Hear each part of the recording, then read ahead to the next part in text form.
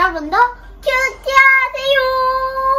하나님께 가까이 가기 위한 유일한 길 예수 그리스도라는 제목으로 오늘 묵상하겠습니다.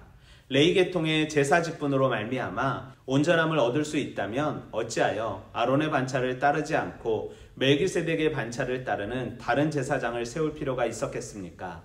제사 직분이 바뀌었은즉 율법도 반드시 바뀌어질 것입니다. 우리가 지금껏 이야기한 그분은 레위 지파가 아닌 다른 지파에 속한 분이고 그 지파 사람으로는 아무도 제단에서 종사한 사람이 없습니다. 우리 주께서는 레위 지파가 아닌 유다 지파에서 나온 분입니다. 모세는 제사장에게 관하여 말할 때 이 지파와 관련하여 아무 말도 하지 않았습니다. 멜기세덱과 같이 다른 계통의 제사장이 생겨난 것을 보면 이 사실은 더 분명합니다. 그는 인간의 율법의 규정에 따라 되신 것이 아닌 불멸의 생명의 능력을 따라 되셨습니다. 그렇기 때문에 예수님을 영원히 멜기세덱의 반차를 따르는 제사장이라 하였습니다.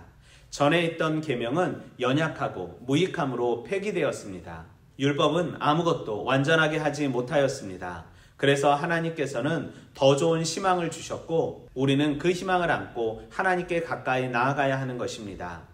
하나님께서 모세를 통해 우리에게 허락하신 율법은 우리의 자유와 삶을 억압게 하기 위한 법이 아닌 하나님의 사랑과 이웃사랑을 깨닫게 하기 위한 법이었습니다. 즉 하나님의 마음을 알게 하시기 위해 우리에게 글로써 하나님의 사랑을, 하나님의 마음을 보여주신 것입니다. 하나님의 마음을 온전히 알 수 있는 비결은 예수님을 알 때입니다. 예수님을 알 때 우리는 비로소 하나님의 사랑과 하나님의 계획을 알 수 있습니다. 우리는 본문 속에서 우리의 유일한 제사장 되시는 예수님, 인간의 율법이 아닌 오직 불멸의 생명의 능력을 따라 제사장이 되신 예수님, 율법을 완전하고 온전케 하시기 위해 이 땅에 오신 예수님, 예수님을 보내주셔서 우리로 하여금 하나님께 가까이 하게 하신 하나님을 발견할 수 있습니다. 예수님의 성육신 사건은 율법의 불완전함이 아닌 은혜로 말미암아 구원받았음을 말하는 사건입니다.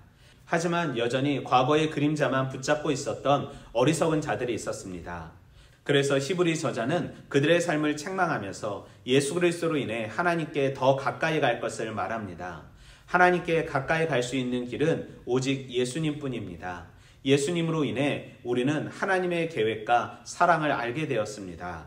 우리 안에 예수님에 대한 소망이 있어야, 희망이 있어야 우리는 하나님께 가까이 갈 수 있습니다. 우리의 삶에 절망과 낙심이 오는 이유, 환난과 고통이 있는 이유는 세상을 나의 희망으로 삼고 있기 때문입니다. 예수님만이 우리의 희망이고 우리의 소망 되십니다.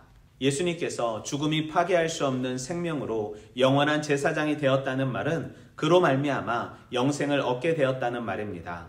우리에게 생명을 허락하신 분은 오직 예수님뿐입니다. 불완전한 그림자였던 율법은 예수님을 드러내기 위한 하나님의 작품이었습니다. 그러니 율법 자체가 힘이 있는 것이 아닌 율법을 통해 그리스도를 깨달을 때 영생을 소유할 수 있게 됩니다. 내 고집과 지식을 내려놓고 말씀 안에서 새로워지길 원합니다. 세상과는 멀리하고 예수님과는 더 가까워지는 삶 살기 원합니다. 나에게 허락하신 것을 통해 하나님만, 예수님만 바라보기 원합니다. 힘들고 어려운 상황, 세상을 나의 희망과 소망으로 붙잡지 않길 원하며 예수님만이 나의 희망과 소망 되길 원합니다. 오늘도 말씀으로 화이팅!